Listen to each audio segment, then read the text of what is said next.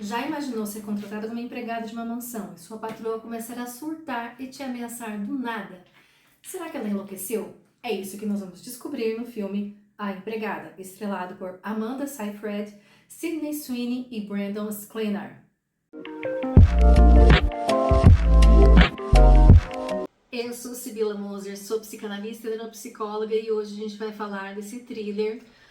A história de uma família feliz, um jovem casal com uma filha pequena, a esposa tentando engravidar e contrata então uma empregada para ajudar na sua casa. Mas aos poucos a situação começa a ficar complicada. A gente começa a perceber que existe algum desequilíbrio naquela casa. E agora, de onde vem esse desequilíbrio? Quem é o causador de tudo isso? É o caminho por onde esse thriller nos leva. A Casa Perfeita esconde algo. A Empregada começa como começam muitas histórias de controle, com estética impecável. A casa é ampla, luminosa. Nina vive ali com a filha Cecília e o marido Andrew. À primeira vista, ela parece nervosa, instável, excessiva. Ele é um marido centrado, educado, contido, o tipo de homem que organiza a mesa de jantar enquanto a esposa se desorganiza emocionalmente. Então entra em cena Millie, uma jovem recém-saída da prisão com um passado nebuloso e uma necessidade urgente de recomeço.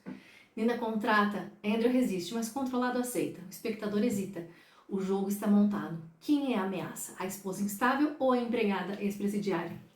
O filme planta essa dúvida com a habilidade inicial e nos coloca dentro da mesma engrenagem de percepção distorcida que estrutura essa casa. A primeira camada, Nina como a louca, Nina grita, exagera, Andrew se irrita com detalhes como a raiz do cabelo crescendo e se preocupa em preservar os objetos de família. E a casa perfeita, com tudo no lugar. O casal parece distante, fingindo amor.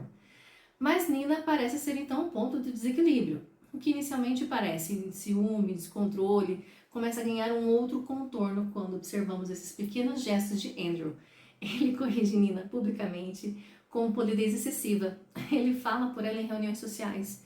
Ele define o que é exagero e o que é razoável. Ele administra a imagem da família como se fosse um projeto corporativo.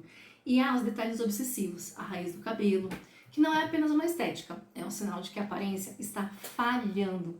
A louça de família não é apenas uma porcelana, é uma herança, é status, é linhagem. Andrew protege os objetos, mas na verdade os símbolos que os objetos representam. Na segunda camada temos Millie. Ela chega vulnerável, observadora, percebe a tensão entre o casal e ela vem quase que para substituir. Aos poucos ele se aproxima dela com o mesmo padrão, validação, compreensão, elogios, construção de cumplicidade, uma sedução barata. Andrew não ataca frontalmente, ele substitui a estratégia silenciosa e Nina é instável, Millie equilibrada. Se Nina falha, Millie substitui. A casa não pode ficar sem uma mulher funcional. Se uma desmorona, outra ocupa o seu lugar. Um pouco parecido com a representação da mãe. A engrenagem real que o filme revela, ainda nem sempre com a profundidade que poderia, é uma dinâmica de aprisionamento psicológico. Andrew seduz, isola, descredibiliza, controla, descarta. Nina não é naturalmente instável. Ela foi gradualmente corroída por gaslighting, isolamento, invalidação constante pela sua fragilidade inicial de ser mais solteira. Quando Andrew se incomoda com a raiz do cabelo, ele está sinalizando que a mulher precisa permanecer impecável para servir a sua imagem, a sua extensão. Quando protege a louça, protege um símbolo de pertencimento social que sustenta sua superioridade. Quando manipula Millie, ele está testando a próxima peça do tabuleiro. O horror não está em explosões, está na regularidade. Onde o filme acerta? A obra acerta ao mostrar que violência doméstica pode ser sofisticada, que o agressor pode ser culto, elegante e aparentemente equilibrado, que o abuso pode se esconder na educação excessiva. Acerta ao expor mecanismos de substituição feminina como ferramenta de poder. Acerta ao mostrar que o controle começa em detalhes quase invisíveis. Onde o filme falha? Bom, temos um problema. O roteiro sugere profundidade psicológica mais do que a entrega. Andrew poderia ser um retrato inquietante do narcisismo maligno contemporâneo, mas muitas vezes ele é encenado de forma previsível, quase caricatural. A tensão psicológica construída no início se dilui quando a narrativa opta por soluções mais óbvias. O filme parece hesitar entre thriller comercial e estudo clínico, e essa hesitação enfraquece o impacto. Há camadas que podem ser mais exploradas, o prazer sutil do controle, a erotização da dominação, a deterioração psíquica gradual de Nina, a ambiguidade moral de Millie, Em vez disso, a conclusão tende a simplificar o conflito. Então, Andrew tem um funcionamento narcísico com traços antissociais, controle simbólico e relacional como eixo central, capacidade alta de simulação afetiva, objetificação feminina como padrão relacional. Já Nina, vítima de gaslighting prolongado e desorganização emocional, reativa ao abuso, oscila entre percepção lúcida e colapso. Millie é uma sobrevivente com histórico de vulnerabilidade, capacidade de leitura situacional preservada, representa a ruptura da narrativa dominante.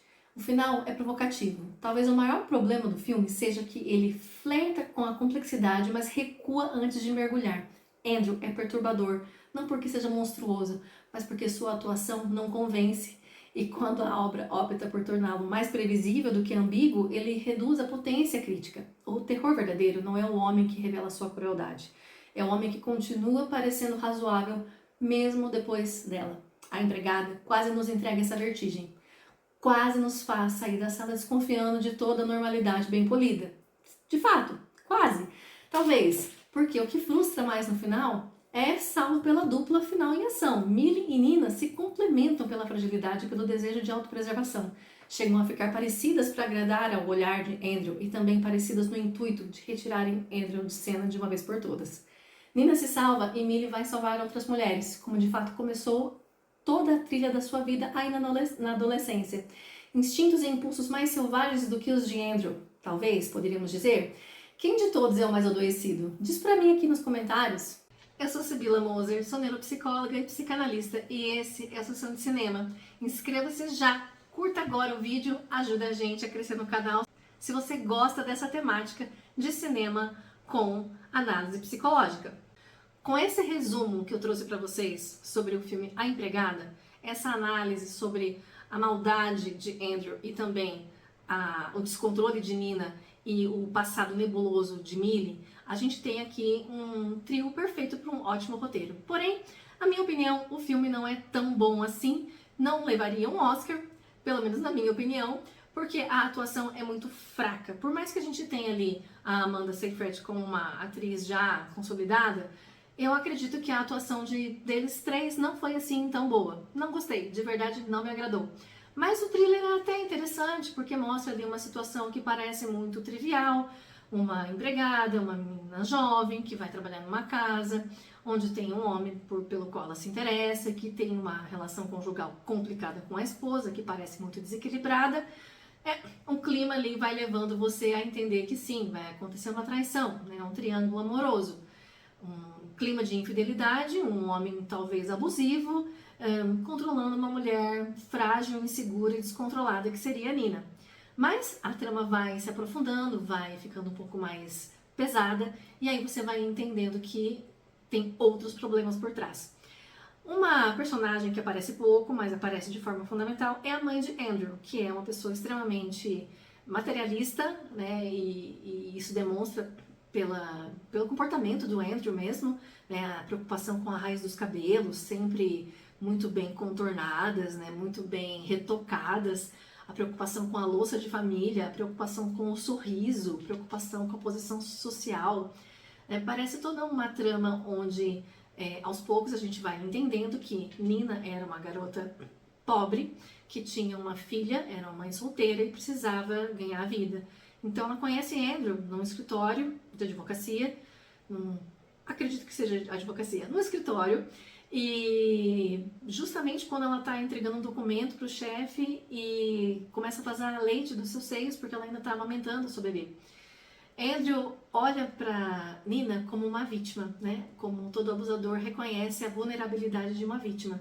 Então ele passa a validar, agradar, ser acolhedor e eles em pouco tempo já estão casados. Quando a Millie vai para casa do casal, a Millie também tem o mesmo perfil de vulnerabilidade. E a gente vai descobrindo ao longo da história o motivo dela ser uma ex-presidiária, onde, na verdade, Millie era uma menina muito corajosa. Ela acabou matando um garoto porque ele estava estuprando uma colega da escola. Mas, injustamente, ela não foi reconhecida como alguém que salvou uma garota de um estupro, mas sim como uma garota violenta, impulsiva, uma assassina e por isso ela pagou a pena de alguns anos na cadeia por esse assassinato. Mas Millie é uma garota observadora e ao mesmo tempo muito autoprotetora. Ela sempre antevê o que pode estar acontecendo de errado. E no caso da Nina, ela foi a empregada perfeita, porque Nina precisava ser salva. Ela era constantemente presa no sótão pelo Andrew, porque ele tinha claramente um descontrole emocional, um descontrole mental e um adoecimento que a gente não vai colocar aqui, né? Qual seria de fato a doença dele, porque não estamos fazendo uma análise desse personagem específico no divã. Mas, sim, ele tem um descontrole emocional, ele apresenta características narcisistas, malignas, perversas, onde ele gosta, né, de infligir a dor, ele é um sádico, e quando ele se encontra com uma rival à altura dele, que é a Millie, ele acaba sofrendo as consequências dos seus próprios atos à altura em que ele também estava impondo a outras pessoas. Nina não foi a primeira pessoa a quem ele fez mal. Ele teve uma outra namorada anteriormente a Nina, chamada Cat, que ao final a gente vai descobrir que é irmã da policial que vai atender a situação que acontece no final do filme com os três personagens principais em choque. E essa policial, logicamente, vai compreender toda a situação por conta da sua irmã, que sofreu muito nas mãos de Andrew. Bom, esse thriller é um thriller interessante, porém a atuação seja muito fraca. O roteiro, eu acho que dá pra gente salvar no quesito mensagem que ele está passando sobre a contemporaneidade, o abuso masculino, a violência doméstica, os adoecimentos mentais, a fragilidade da mulher quando está em situação de vulnerabilidade, quando é mãe solteira, quando ainda está na adolescência, quando sofre abusos físicos e sexuais.